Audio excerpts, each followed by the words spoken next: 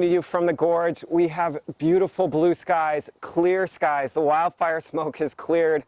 I feel a little weird to be rejoicing about a world in which we're only dealing with the coronavirus. But boy, you know, to be celebrating the less than perfect is really a good reason to pull this board out and share it with you. It targets less than perfect conditions. It targets less than perfect riders.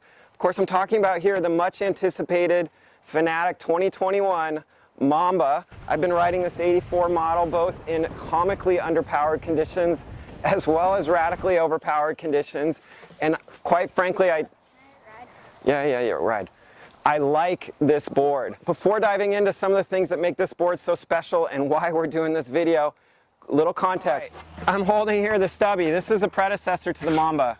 And quite frankly, this is a board that this summer at Big Winds, we did not sell many of. In fact, we had a hard time even getting people to give them a try.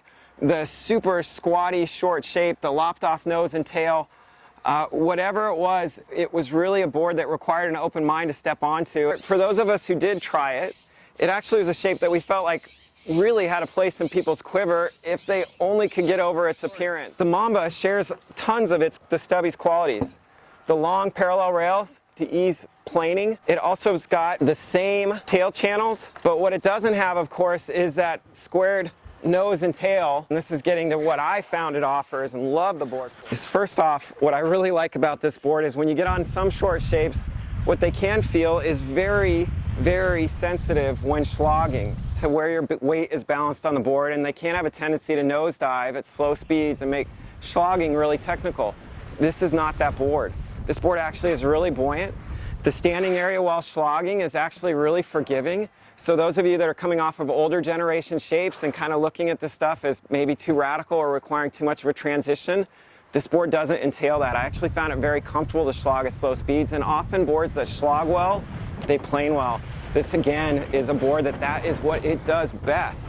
Turn it off the wind, give it a pump, off you go. And the real rewards to getting planing on a board with this kind of shape is its ability to hold a plane, whether linking up gusts, whether blasting in and out of jibes or any carving maneuvers. Most of my session highlights and some of the GoPro footage reveals this.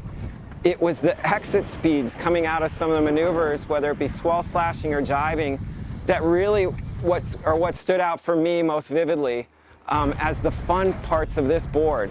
And for those of you that sail in less than perfect winds or have less than perfect techniques, a board that carries speed offers a huge amount of forgiving padding for you to get away with perhaps fudged footwork in a jibe, or a spot where the wind on the inside in the impact zone isn't so great. Well, a board that can carry speed through that gets you out through the surf.